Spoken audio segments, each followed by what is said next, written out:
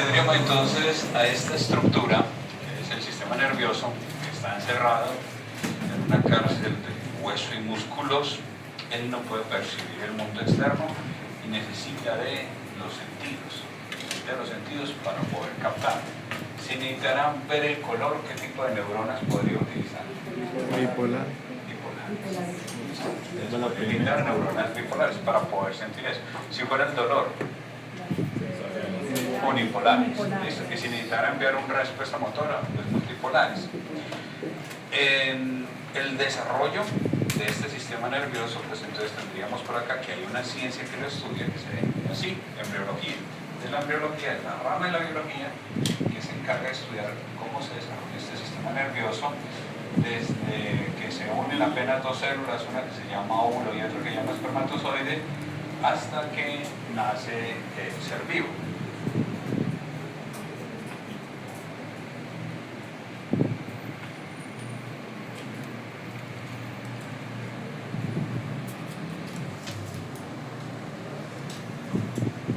Fases. Vamos a ver. Entonces vamos a ver, desde que se une un óvulo y un espermatozoide, cuando eso se comienza a segmentar, cuando se implanta en el útero de la mamá, y estos dos periodos que los nombres están ahí, pero ahorita les explico entonces en qué consiste eso. Lo que más me interesa son las primeras 3 semanas de formación de un nuevo ser humano. Y a eso es a lo que vamos a gastar el resto entonces de la clase. Primera parte, vendría siendo la fecundación. Entonces, para que la fecundación se dé, necesitamos de dos grandes estructuras. Bueno, de dos grandes sistemas. Uno, el sistema reproductor femenino, y otro, el masculino. Esto es en vivo. ¿Qué era?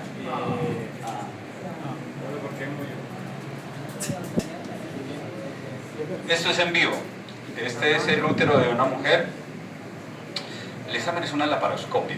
Es introducir un aparatico por la cavidad abdominal. Se comienza a iluminar con una lamparita que eso tiene por delante, y aquí se puede ver entonces el útero. Esta es una trompa de falopio, esta es otra trompa de falopio. Este es un ovario, este es otro ovario. Los ovarios, observen que no están unidos directamente con la trompa falopia, están cerca, más no están unidos. Entonces no es como si fueran un continuo. Y hay un ligamento que va a permitir unir el ovario con el útero. Eso vendría siendo entonces por aquí el vivo, y este vendría siendo el muerto. Este es de un caso que yo hice. Este era de una mujer joven, entre 20 y 30 años, y esta mujer murió en un accidente de tránsito. Si lo pudieron ver, pero entonces ahí sería un útero pequeñito, pero porque una cosa es que en un accidente de tránsito muera una mujer que no está en embarazo, y otra cosa es que muera una mujer que está en embarazo. Eso habría sido, no, habría que definir si estaba o no estaba en embarazo. No estaba en embarazo, pero entonces hay que definir eso, y para poder hacer eso pues hay que extraer el útero. Desde el útero, acá tendríamos la trompa, y observen que la trompa no queda pegada al ovario. Entonces este es el ligamento del ovario, una trompa de falopio, otra trompa de falopio, el otro ovario. Este es el útero, entonces el fondo del útero, el cuerpo y el cuello cervical. Acá falta un ligamento ovárico, pero fue porque se me fue la tijera, que igual no me va a demandar porque no lo dolió ni nada de eso. Entonces, pero ahí queda. Este es solo uno de los ovarios, un ovario o dos ovarios. ¿Qué tendríamos entonces con una mujer? Sin ser el número exacto, lo voy a poner a manera de ejemplo. Una mujer nace con un número X, este no es el número real, nace con 5.000 óvulos. Los tiene en la infancia, los tiene antes de ser adolescente, y arranca con ellos cuando es ya adolescente. Cuando está por ahí tipo 9 o 10 años, hay una carga hormonal grande, y entonces comienza pues primero un cambio en talla. Por eso más o menos cuando las mujeres estaban en quinto eran más grandes que sus compañeros hombres, porque tienen primero el estirón. Tirando por ahí más o menos a los 9 van a tener un fenómeno que se llama telarca, que es el inicio del crecimiento de los senos, el inicio del crecimiento mamario. Y por ahí más o menos un año después de la telarca aparece la menarca, decir, la primera menstruación. ¿Y de qué depende la menstruación? Depende de lo siguiente: esos 5.000 óvulos, cuando ya tienen esas modificaciones, la mujer comienza a ir cambiando mes a mes, es decir, un mes va a trabajar el ovario izquierdo, otro mes va a trabajar el ovario derecho, y así consecutivamente. Cada mes va a madurar más o menos entre 10 a 12 óvulos, y de esos 10 a 12 óvulos que termina madurando, ella cada mes escoge uno, el cual es el que quede más bonito en Instagram, pero escoge uno nomás. Ese uno es el que da toda la mayor carga hormonal, todos los demás 9 o 10 involucionan, y aquí tendríamos solamente este. Si estuviéramos hablando en fechas, un ejemplo hipotético, digamos que la mujer tuvo el primer día de la menstruación el 1 de agosto, hace todo ese proceso de que el óvulo crezca y que salga ese óvulo para posiblemente ser fecundado, él sale hacia el día 14, o sea que el 14 de agosto es cuando entonces expulsaría ese óvulo.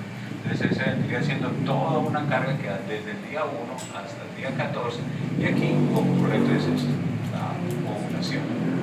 Y lo expulsa ese óvulo.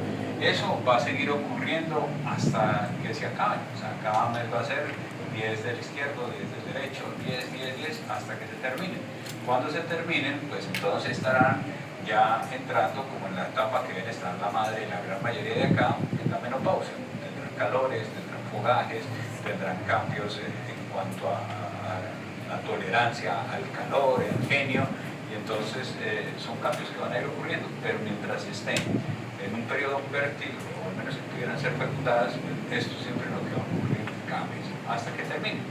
Ya después, cuando viene aquí, entonces si lo expulsan, lo que está ocurriendo es que hay una carga grande de hormonas. O sea, si yo dibujo aquí una trompa de falopio, el fondo del útero, otra trompa de falopio, un cuerpo, por aquí el cuello del útero, y esto de acá vendría siendo la cavidad vaginal, un ovario y otro ovario. Ella expulsa ese óvulo acá, y más o menos aquí, en el tercio externo de la trompa de falopio, acá, tercio externo, ahí es donde, si la mujer tuvo una relación y hubo una eyaculación y hubo llegar a espermatozoides, usualmente aquí es donde ocurre la fecundación, donde se unen el óvulo y donde se unen los espermatozoides. Aquí, en este nivel, tercio externo de la trompa de falopio.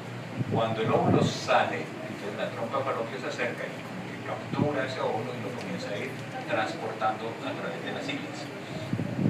Este es el primer fenómeno. Cuando está aquí en el día 14, eso es un juego de la biología. El juego es aquí en el embarazo, aquí no. Que nosotros dentro de nuestras células tenemos un material genético dentro del núcleo que es el ADN. Y el ADN no le importa usted qué es, no le importa si es hombre, si es mujer, si es bi, si es trans, si es hetero, lo que sea. El ADN quiere sobrevivir. Para poder sobrevivir necesitan que nazcan los seres. Entonces ahí viene un juego hormonal. Aquí en el día 14, que es cuando la mujer expulsa ese óvulo, la mujer tiene un pico enorme de una hormona que es la LH. Eso que va a hacer que la mujer tenga para ese día, para el día que es más fértil, uno tiene más ganas. ¿Sí? Este útero está gritando, quiero macho y quiero un bebé. ¿Sí? Eso es lo que está haciendo aquí, porque quiere posiblemente que haya embarazo, pero es un efecto de la hormona luteinizante. Además, les vuelve la piel más bonita, ¿sí? Las pestañas les crecen más, la piel está más tersa, entonces ese día les cambia las feromonas. Entonces ese día están siendo más piropeadas, entonces están más bonitas, tienen más líbido, más deseo, y allí está la posibilidad de estar fecundada, juego hormonal.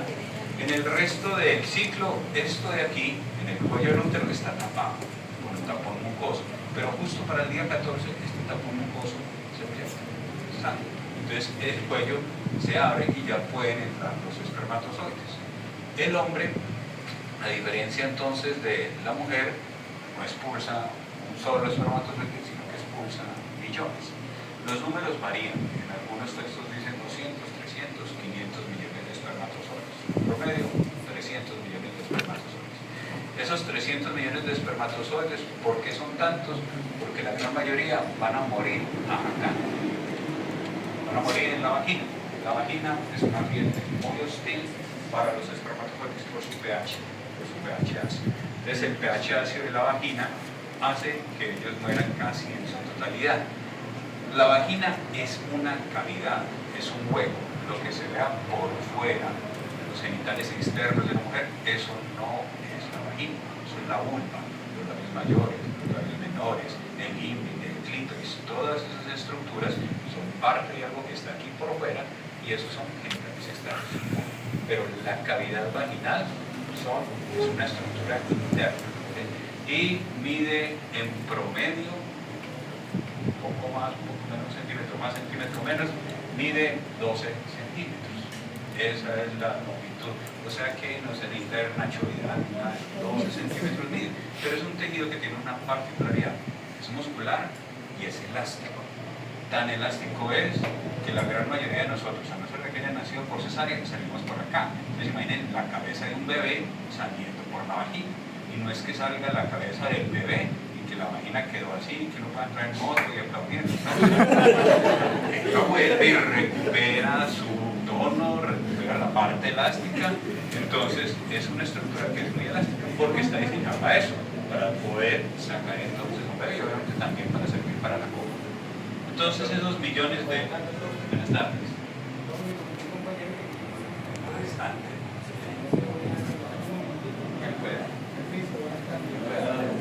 He intentado decirles, cuando van subiendo por el útero, vean lo difícil que es. O sea, si yo fuera un espermatozoide, la carrera que tendría que hacer sería una carrera al menos de 40 kilómetros en vertical, o sea, trepar desde la entrada de la tina, la pared de la zona frontal de la tina y corran 30 kilómetros de carrera, 30, 40 kilómetros. Ustedes necesitan mucha fuerza. Por esa fuerza necesitan un flagelo, que es lo que veíamos el semestre pasado, y por eso necesitan mucha energía, necesitan mitocondrias, para que el flagelo lo pueda ir movilizando. Cuando están aquí, dentro del útero, lo que va a ocurrir es que muchos van a morir porque tiene unos antígenos que no son de la mujer, o sea, tienen una información genética que es distinta a la de la mujer. Y esa información genética que es aquí distinta, lo que hace es que la mujer detecte es un cuerpo extraño, algo que no es de ella, realmente no es de ella, y con su sistema inmune los comienza a inmovilizar, como se le echa una especie de pega loca en la cabeza de los espermatozoides y van quedando ahí muertos e inmovilizados. Y aquí tendríamos cómo muere la gran mayoría. Millones también van a morir porque escogen la trompa que no es, o sea, recuerden que cada mes es una y una. Entonces, escogió la trompa que no estaba ovulando, entonces se perdieron. Y después quedan los que sí van por la trompa que es. Los que van por la trompa que sí es, muchos millones quedan atrapados con los cilios. Entonces los cilios de las trompas de Falopio atrapan mucho y ahí quedan. A la final de todos esos millones de espermatozoides que soltó el hombre, pues llegarán por más o menos unos 200. Desde 500 millones quedan 200. Y de esos 200 comienzan a competir entre ellos. Tengo un óvulo, que es la célula más grande del cuerpo humano, es la única célula que yo podría ver a ojo desnudo, sin necesidad de microscopio, ninguna otra célula yo la puedo ver, pero un óvulo sí se podría ver a ojo, se vería muy chiquitico, pero se ve. Entonces tengo un óvulo, y el óvulo tiene todo lo de cualquier célula. Tiene núcleo, tiene retículo endoplasmático rugoso, tiene mitocondrias, tiene lisosoma, pero tiene todo, todas las estructuras. Y el espermatozoide viene por acá, chiquitito. O sea, si lo miramos en tamaño, es diametral. O sea, el útero es enorme y el espermatozoide es una cosita de nada. Estos 200 que comienzan, bueno, el útero está protegido por una especie de coraza, una especie de muralla. Y después los espermatozoides comienzan a tratar de perforar y de entrar entre los 200, comienzan a competir. O sea que no es una carrera del que primero llegue, es una carrera del que primero entre. Una carrera del que primero entre. Y entre ellos compiten, tienen, si yo tengo un espermatozoide macro, esta es una punta que se llama la prosoma, aquí estaría el material genético del papá, el ADN, aquí estarían las mitocondrias del papá, ¿sí? Y por aquí tendríamos una estructura que es el flagelo.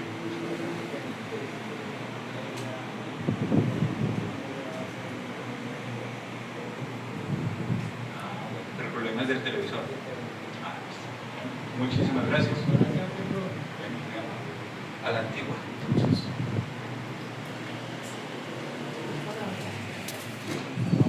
tenemos esto.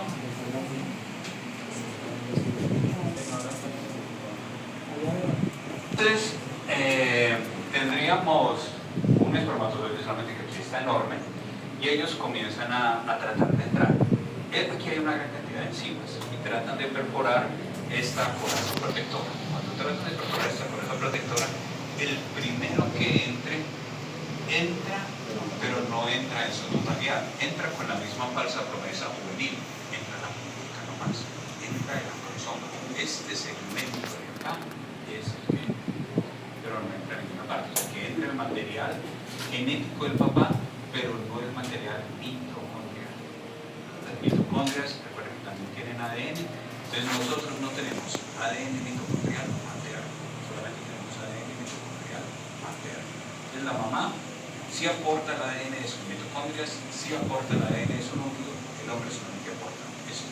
Ella sabe que ahorita ya puede llegar, si tienen a su mamá cercana o la llaman alguna cosa y dicen, mamá, muchas gracias, usted me dio más que mi mamá, me dio más material nuclear, más material nuclear genético materno que paterno. Y aquí tendríamos cómo se unen este par de estructuras. Cuando se unen, la mamá va a aportar 23 cromosomas, el hombre va a aportar 23 cromosomas. Y eso es un ser humano, 46 pares de cromosomas. De estos, 22 sirven para producir cosas, para hacer síntesis de proteínas, para formar partes del cuerpo. Y hay un par de cromosomas que definen el sexo cromosoma. Si es XX, será mujer, si es XY, será hombre. ¿Quién define esto? El hombre, porque el hombre no tiene Y. Entonces, la Y solamente la podría aportar los hombres. Entonces, definir si es niño o si es niña, esto es aquí, una función por acá del hombre. Pero solamente puede entrar uno y no más que uno. Porque si entrara otro espermatozoide, al entrar otro espermatozoide, esto es imposible que sea un ser humano. Serían 69 cromosomas. Eso no existe. Es imposible que sea un ser humano. Un ser humano tolera pequeños cambios, no muy grandes. Ejemplo, una persona en el cromosoma 21 puede tener un poquitico más de material genético. Esa es una trisomía en el par 21. Ese es un niño que tiene un síndrome de Down. Y eso con todas las complicaciones del Down, cognitivas, cardíacas, fenotipo, todo lo demás. Y solo es un pedacito de un cromosoma más. Entonces, el cuerpo no tolera. Si hubiera una gran cantidad de desorden aquí de información, el cuerpo lo aborta. Y es más, la gran mayoría de las mujeres posiblemente en algún momento de su vida abortarán y no se darán cuenta. Y les digo el por qué. Porque esto es por acá, día 14, y apenas aquí se está comenzando el acople, la mujer ni siquiera ha tenido un retraso menstrual. Si está ese desorden tan grande, un grado muy alto de entropía, ese producto no sigue, el cigoto no continúa, y el cuerpo mismo hace un fenómeno de autoeliminación. Si tiene tanto desorden, es imposible que continúe este embarazo, aborto, y ahí va, y coincide con la menstruación. Entonces, muchas mamás ni se darán cuenta. Solamente tendríamos ahí 23. La pregunta entonces, ¿por qué nacen gemelos? ¿Por qué nacen mellizos? Alguna cosa, pues viene siendo desde acá. Si yo tengo un espermatozoide, lo uno con un óvulo, de aquí se me va a formar algo que se llama un cigoto. Ese es un nuevo seno. Este cigoto se comienza a dividir, 2, 4, 6, 8, 16, 32 células. En ese proceso de división es posible que él se separe. Y entonces cuando se separa, terminaría formando dos seres que son igualiticos. Eso es lo que la gente llama gemelos idénticos, los que son igualiticos. Estos gemelos, como vienen de un solo cigoto, se van a llamar gemelos monocigóticos, porque vienen de un solo cigoto. Y vamos a tener también, digamos, aquí la mujer no maduró un óvulo, sino que maduró 2, o 3, o 4. Entonces acá, a este óvulo le va a llegar un espermatozoide, a este óvulo le va a llegar otro espermatozoide. Entonces, en este tipo de casos, la mujer no soltó uno, sino que soltó dos óvulos. Este será fecundado y este será fecundado. Estos gemelos vienen de dos cigotos, entonces ya no serían gemelos monocigóticos, sino gemelos dicigóticos. Y estos son lo que la gente vulgarmente llama mellizos, ¿sí? Entonces, y ahí sí ya pueden ser de sexos distintos. El uno puede ser niño, el otro puede ser niña, el uno puede ser negrito, el otro puede ser bonita. Es completamente distinto, es como haber nacido ustedes al mismo tiempo con su hermano o hermana, pero saldrían entonces completamente diferentes. Entonces, ahí tendríamos de dónde vienen. Estos en realidad también son gemelos de dos cigotos. Y si ustedes le quieren meter aquí la rosa de Guadalupe, también se lo pueden meter. ¿Por qué? Este óvulo puede vivir en promedio unas 8 horas, 8 a 12, 24 horas dependiendo del texto. Los espermatozoides pueden vivir 72 horas. Es decir, por la mañana la mujer puede haber tenido una relación con su marido y al mediodía con Marta Uñas. Entonces, acá y acá, a este le tiene su hijo y a este le tiene su hijo. Como bien, porque son todos. Entonces, en un mismo embarazo podría tener hijos de padres diferentes. ¿Y esta rosa qué? Sí es posible. ¿Sí? Que vienen por acá, por los tiempos en que pueden vivir. Por eso acá, este hecho de que el espermatozoide viva unas 72 horas, eso hace que muchas parejas utilicen un método de planificación que tiene que ver con el conteo de días, el peor método de todos, ¿sí? El peor método, del ritmo. Entonces, que 3 días antes, bueno, que 5 días antes, que 5 días después, eso sirve muy poquito. La tasa de embarazo vendría siendo muy alta, Los que dan mejor tasa de protección sin necesidad de hacer, bueno, el que más tasa da es la cirugía, o cortar las trompas, o que el hombre se corte los conductos deferentes para no sacar espermatozoides, los quirúrgicos. Después que siguen todos los hormonales. Entonces, si la mujer tiene pasta, inyección, dispositivos implantables, cualquiera de ellos, eso lo que va a hacer es lo siguiente. Este es el útero. Entonces, en el útero, adentro, hay una cavidad. Esa cavidad, en este periodo, desde el día 1 hasta el día 14, tiene una placa que va a ir creciendo, una especie de colchoneta. ¿Sí? Así tenemos. Tiene otros colores que se funcionan. ¿Sí?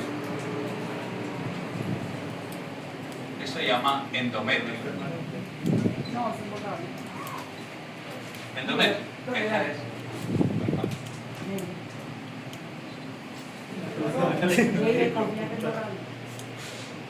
Entonces el endometrio es como una especie de colchoneta dentro del útero de la mujer que se esponja y en caso tal de que un óvulo y un espermatozoide se unan, listo, arranca el embarazo.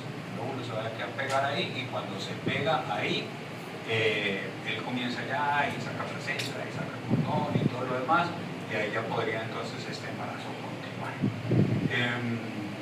Lo que hace cualquiera de los métodos que sean hormonales es que esta colchoneta no se forma y en vez de ser algo súper esponjoso vendría siendo algo muy delgadito y ese algo muy delgadito impide eso. Sí puede que se unan el óvulo y el espermatozoide, que avancen por acá, pero cuando lleguen acá ese cigoto no tiene dónde implantarse y no tiene dónde implantar porque esto es una arenera y ese es un método de planificación.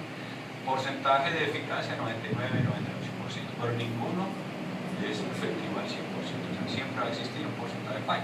¿Qué se podría utilizar acá? Ser más desconfiados, utilizar un método más, un método de barrera, pero pastas y preservativos, pero todos tienen un porcentaje de falla. Hay otros métodos, eso, todos, implantes subdérmicos, todos tienen que ver con esta cosa. Hay otro que es colocar una T, el DIU. Entonces el DIU tiene en sus extremos unos pedazos de cobre. Y esos pedazos de cobre generan un fenómeno inflamatorio leve y ese fenómeno inflamatorio vuelve a hacer lo mismo, impide que un óvulo fecundado se pueda entonces pegar. Hay otras Ts, permítame, que son más costosas, que son unos DIU hormonales, entonces tienen la parte de cobre y además de eso tienen hormonas como si fueran un implante. ¿Cuánto valen esos? Por ahí $500,000 a $600,000 pesos. ¿Sí? Entonces dirían muy caro. Depende, porque duran 5 años. Entonces Entonces, ¿cuánto vendría siendo ahí esta pregunta?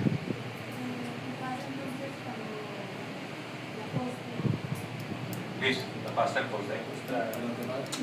En la pasta del día después es un buen método de planificación de emergencia de único uso. Ellos lo que hacen es que da una carga hormonal gigante, enorme, y eso hace que de forma súbita esto sea un terreno inviable. Pero hay personas que comienzan a utilizar eso como si fuera entonces miércoles post-day, jueves post-day, viernes post-day, sábado post-day. Entre más vaya siendo utilizado en forma consecutiva, va mermando más su eficacia. O sea, digamos que una sola vez tendría una eficacia del 99 y por acá ya iría en el 91. Entonces va mermando su eficacia. Y además es una carga hormonal muy grande. Entonces eso tampoco es bueno para la mujer. Las primeras mujeres que comenzaron a planificar por allá en los 70s, heroínas, porque es que a esas mujeres les dan unas cargas hormonales para caballos, o sea, porque eran las primeras pastas para planificar. Entonces eso terminaba con hipertensión, con trombosis venosa profunda, con una gran cantidad de complicaciones. La ciencia base va mermando, hasta que va disminuyendo hasta lo que se tiene hoy en día, que es tener la menor cantidad de hormonas, pero que sirvan para planificar. Y ya los ginecos juegan con otras cosas.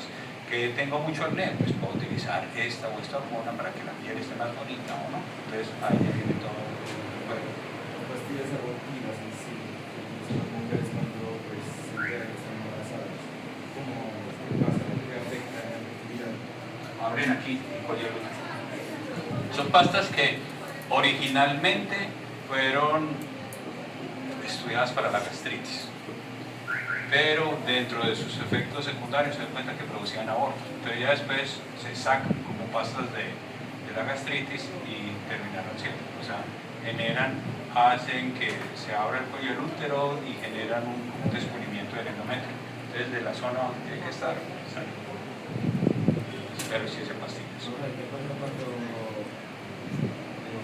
mujer utiliza, digamos, la inyección, pero tuvo relaciones y utilizó la pasta del post-day también? No le entiendo la pregunta. O sea, ella utiliza inyección mensual o trimestral. No, mensual. Mensual. Y se la pone Tuvo puntual. ¿Ah? Y se la pone puntual. Sí, y tuvo relaciones. Y pues el man se le vino a él. Sí. Y pues ya porque desconfía el método utilizó la pasta del post-day, ¿qué podría pasar? De pronto que se le suma momentáneamente la presión, pero usualmente nada. Pues efecto para ella, nada. Y de todos modos está utilizando un método que es el mensual. Simplemente pues vendría siendo como lo mismo, o sea, como por desconfianza, utilizó otro, pero no le va a pasar nada como tal. Cuando una mujer utiliza anticonceptivos, Permítame un momentico, ¿por qué? cuando una mujer utiliza anticonceptivos, porque se le regula la menstruación. ¿Por qué se le quema? Regula. Lo normal es que se regule. Lo normal es que se regule. ¿Sí? Lo esperable es que se regule. Si no se regula, hay que mirar otras cosas. Si tiene ovarios poliquísticos, si tiene un trastorno inmunitario, si tiene problemas tiroideos, algo. Pero la finalidad inclusive de las mujeres que tienen menstruaciones excesivas, es decir, un abundante sangrado cada mes, y menstruaciones irregulares, es darle pastas de planificar, que además de servirles para planificar, vuelven los ciclos regulares. Pero la esencia de las pastas es tener un proceso cíclico. Si no está cíclico, pues bueno, vamos a mirar otras cosas, ¿por qué no pasa? Sino que las menstruaciones son algo en que la mujer no se puede confiar, digamos, para planificar en eso. ¿Por qué? Porque la mujer, como esto es hormonal, muchas cosas pueden hacer que esto cambie. Como esto depende de hormonas, y hormonas esteroideas, y los esteroides dependen de los con los que se chutan por ahí en los gimnasios, estoy hablando de grasas. Entonces, las sustancias esteroideas con las que se forman estas hormonas necesitan ser en parte ingeridas en la alimentación, entonces cambios en la alimentación, cambios en el estado de ánimo pueden volverles loco completamente. O sea, pueden, no sé, que las cojan entonces así con un quiz sorpresa y se les desregula la menstruación, solamente por eso. o cambios en la alimentación, o una noticia emocional muy fuerte, hace que venga. Entonces, por eso es que las mujeres no se deberían confiar como en el día que menstruaron o no. ¿Por qué? Porque, digamos, ahí está, tiene sangrado, ¿sí? Y entonces dice, no, pues va a tener una relación el día del sangrado, y el otro día un soldado no tiene miedo a manchar su espada de sangre, dice, pero y es el día 1, y entonces creerían, en el día 1 no debería existir embarazo. Sí se puede dar, o sea, sí pueden existir casos, porque ahí no se confíen de si tienen o no tienen sangrado, porque esto es cambiante. Se unieron un óvulo y un espermatozoide, y esa unión de ese óvulo y ese espermatozoide va a surgir algo nuevo que se llama así, cigoto. Ese cigoto va a ir avanzando por la trompa falopio, por acá, por acá, va a ir avanzando hasta más o menos la primera semana. Entonces, entre el primer y cuarto día, si yo tengo una célula, esa célula se divide en 2, en 4, en 6, en 8, en 16, en 32. Ese periodo de división se llama el periodo de división de los blastómeros. Esas divisiones, eso va ocurriendo en los primeros 4 días. Hacia el quinto día, hacia el cuarto, perdón, cuando va aquí en 64 células, en esas 64 células, ahí ya aparece una mora, y por eso se llaman así, mora. ¿Por qué parece? Día 4. Si estamos tomando otra vez el mismo ejemplo de la mujer que tuvo la menstruación en día 1, que ovuló el día 14, que ese día 14 quedó entonces en embarazo, hacia el día 18, ahí es donde ya estaría en móvil, 4 días después de la fecundación. Este proceso es el que se llama segmentación. El primer fenómeno de la unión del óvulo y el espermatozoide, fecundación. Este segundo vendría siendo segmentación, cuando se segmenta entonces las células. Hacia el día quinto va a ocurrir un fenómeno muy especial, y es que van a quedar un grupo de células por fuera y van a quedar un grupo de células internas. El nombre que va a adquirir esto se llama blastocisto. Día 5 después de la fecundación. Eso posiblemente sea lo más antiguo que uno pudiera decir a futuro va a ser un ser humano.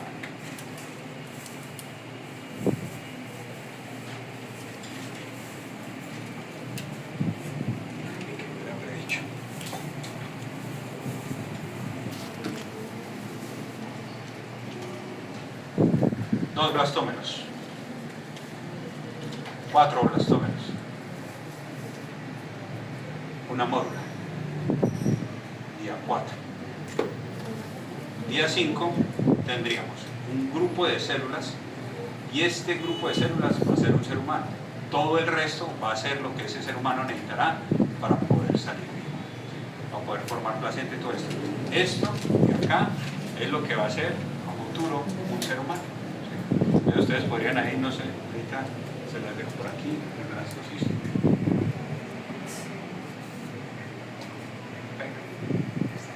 Un blastocisto. Tómale foto y lo publica en Instagram. Dije, yo a mis 5 días. Eso es, un blastocisto. Después, ¿qué tendríamos por acá? Ese blastocisto, esa es la primera semana. Esa es la primera semana. Ese blastocisto se va a meter dentro del útero de la mujer, y ahí es donde comienzan a actuar la gran mayoría de métodos de planificación, todos los hormonales. Entonces él se mete aquí. Cuando está entrando aquí a esta región, él penetra la cavidad endometrial, él comienza a formar unas lagunas de sangre, y cuando forma esas lagunas de sangre, él se va a ir como subdividiendo. Esa masa de células, que todavía no es un ser humano, son solamente un conjunto de células, se van a ir formando en 3 grandes campos. Esos cambios que van ocurriendo mientras él se mete en el útero, mientras se van dividiendo en diferentes capas, a ese proceso es lo que se llama gastrulación. Y eso ocurre en la semana 2, en la segunda semana, mientras él se mete en el útero. Si bien son interesantes los fenómenos de la segunda semana, a mí me interesa lo que ocurre es en la semana 3. En la semana 3. Es decir, hacia el día ya 15 después de la fecundación. Ahí está, el primer día de la semana 3, día 15.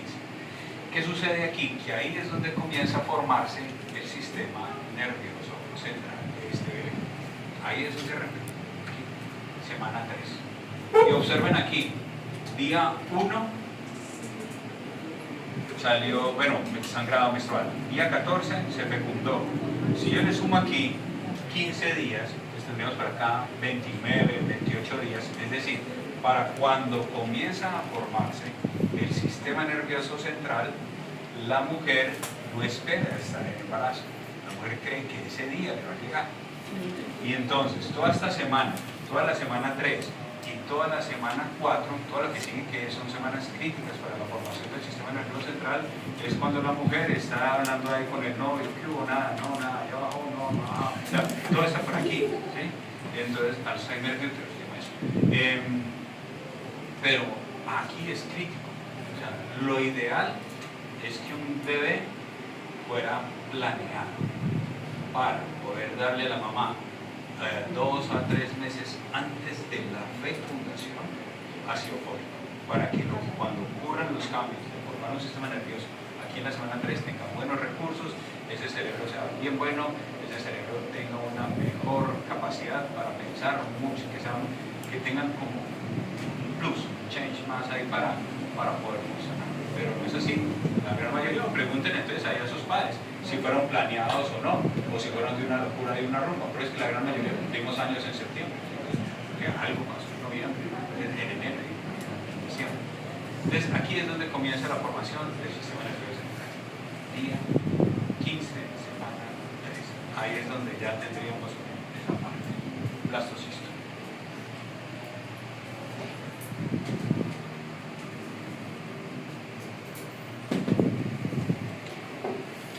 ¿Qué va a ocurrir? Bueno, entonces si yo voy aquí en las etapas de lo que ha ocurrido, primero vendría siendo un cigoto, la unión de los dos gametos, del óvulo y el espermatozoide. Después vendría el periodo de división de los blastómeros. El tercer fenómeno vendría siendo la mórula.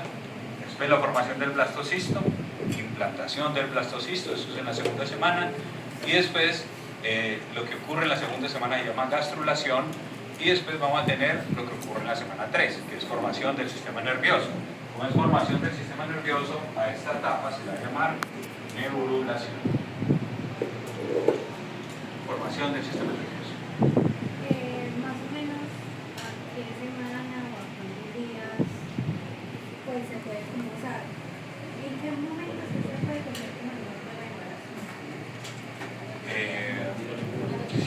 Ahorita ya están a la semana, porque ahorita ya están súper sensibles. O sea, si se utiliza una prueba Clear Blue, no sé, ya es con trofina crónica y le dice inclusive semanas, ya pueden decir, porque ya se cuantifica la cantidad y eso como ya está estandarizado de beta-HG, de gonotrofina crónica, que es la hormona que se libera cuando ya se implanta, y así que una semana ya le está dando, usted está en cada 20 días la semana, pero ya está en la mitad muy avanzadas las pruebas. Voy a te preguntar. Ese ácido que usted dijo, Ácido fólico. El ácido fólico es un nutriente normal que deberíamos ingerir, está en los alimentos, o sea, sobre todo está en las hojas de color verde, pero al igual que por ejemplo con el sodio y la tiroides, con el yodo, antes había deficiencias de yodo y lo que hicieron fue suplementar la sal con yodo. O sea, la sal no viene con yodo, pero cualquier sal que usted compre en un supermercado dice sal yodada. Hoy en día, ¿qué hacen? Es que sobre todo las harinas las suplementan con ácido fólico. Entonces, todas esas harinas tienen fortificadas con ácido fólico, pero debería ser ingerido pues, con los alimentos y obviamente cualquier mujer en embarazo va hierro, ácido fólico, calcio, ¿sí? Pero están los alimentos.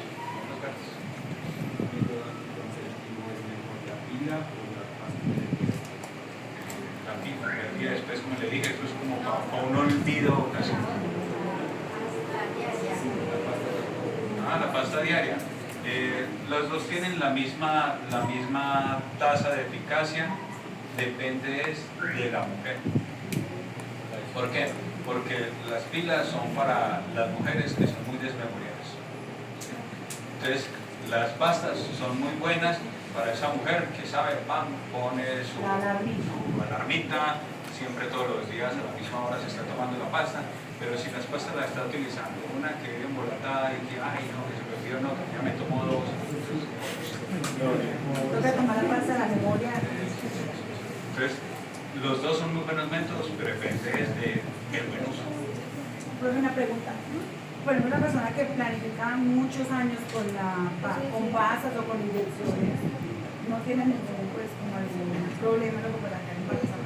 No, cuando suspenda ya vuelve a arrancar.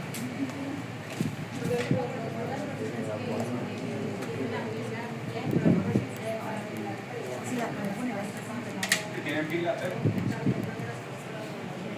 Sí. Pues sería la carga hormonal. ¿Qué tan alta puede ser la carga hormonal? Yo ahí estaría chequeando presión arterial, que no se le vaya a trepar la presión. Eso, y que no tengan fenómenos vasculares, o sea, que no comiencen a aparecer varices, como arañitas, los que vamos a tirar la parte vascular. mejor no hagan nada para que no Colocan planita con una moneda de 1000 entre la rodilla, no la sueltan. exacto.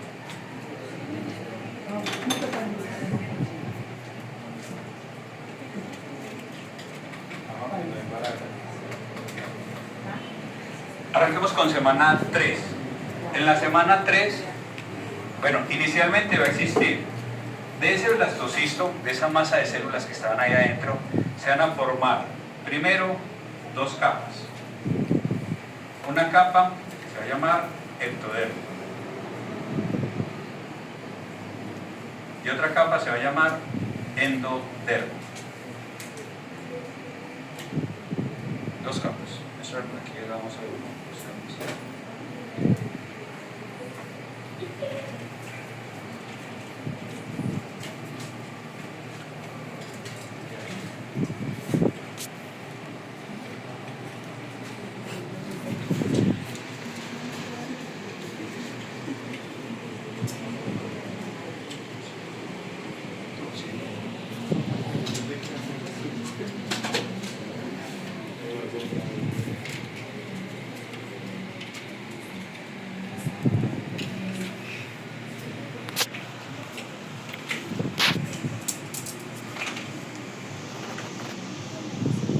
Dos capas, ectodermo y endodermo.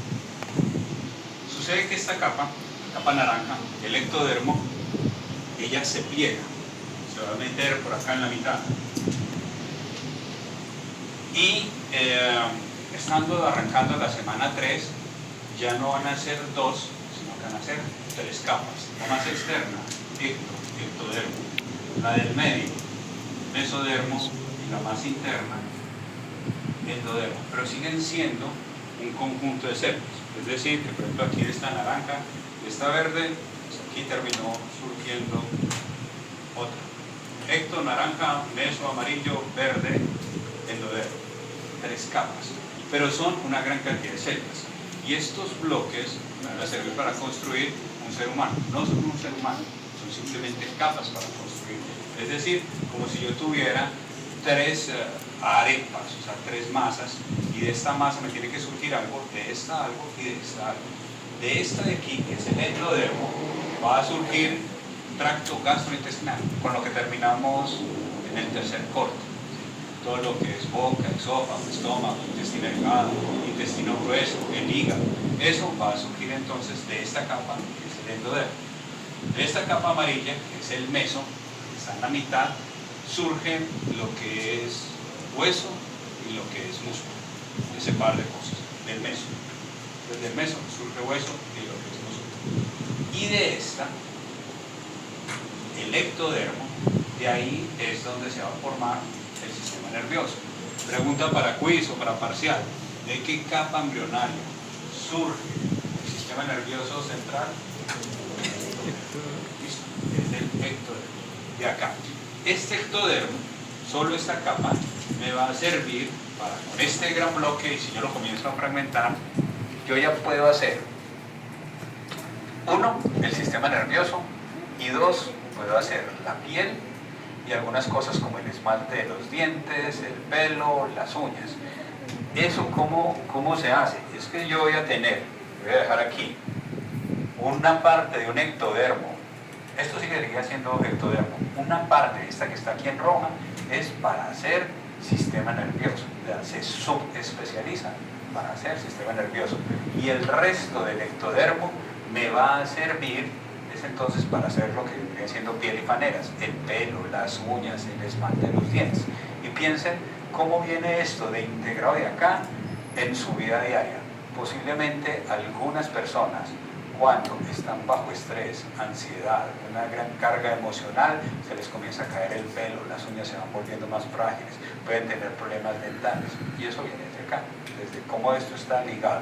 Es decir, el ectodermo tendríamos esto aquí que está rojo, que es un ectodermo neural, porque va a terminar haciendo tejido nervioso, y esto que es aquí naranja, un ectodermo no neural, para las pieles y las maneras, pelo, uñas, esmaltes, todo lo demás, pero son 3 capas.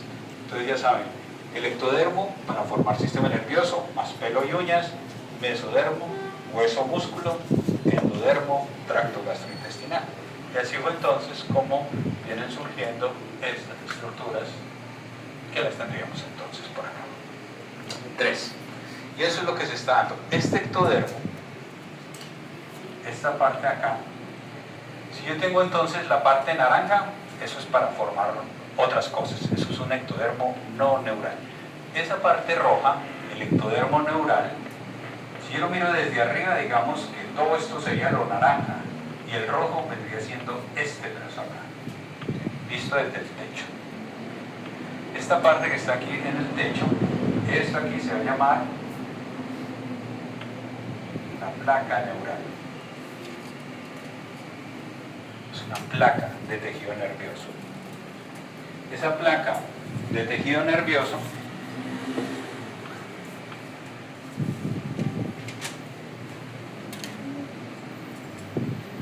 si la miramos entonces aquí así, que para toda esta hoja, la placa neural lo que hace es que a esa placa, estamos aquí, de la 3ª semana, se le hace una raya, un surco. Este surco que se le va haciendo, esta raya de aquí en la mitad, es el surco neural. A la placa se le hace una raya, se va a llamar el surco neural.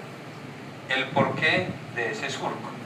Ese surco surge ante la necesidad de poder tener como una parte guía para poder hacer esto, para poder formar un tubo.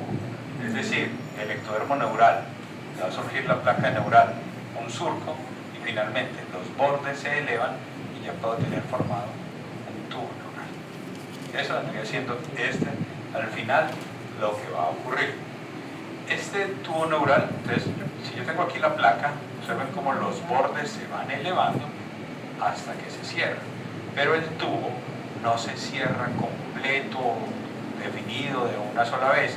Él se cierra primero aquí en el centro y aquí como si hubiera cogido con unas cremalleras, una cremallera para arriba y una cremallera hacia abajo. Eso vendría siendo entonces lo que se llama cierre de los neuroporos.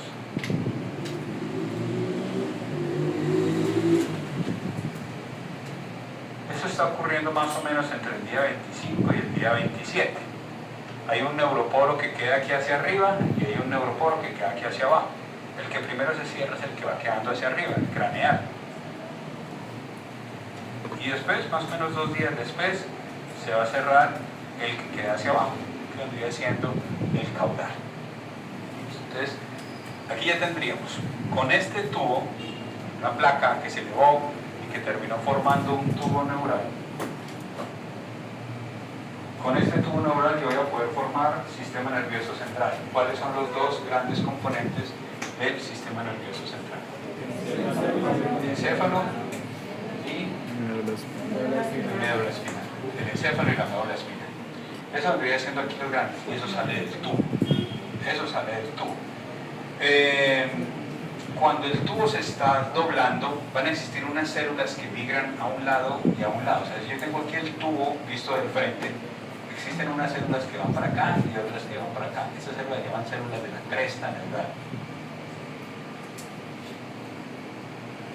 De la cresta neural sale el otro sistema nervioso que hace falta. ¿Cuál es? El periférico. Entonces, resumiendo, el sistema nervioso periférico surge de algo que se llama la cresta. El sistema nervioso central va a surgir de algo que se llama el tubo neural. Todo eso tiene que tener un orden. Y ese orden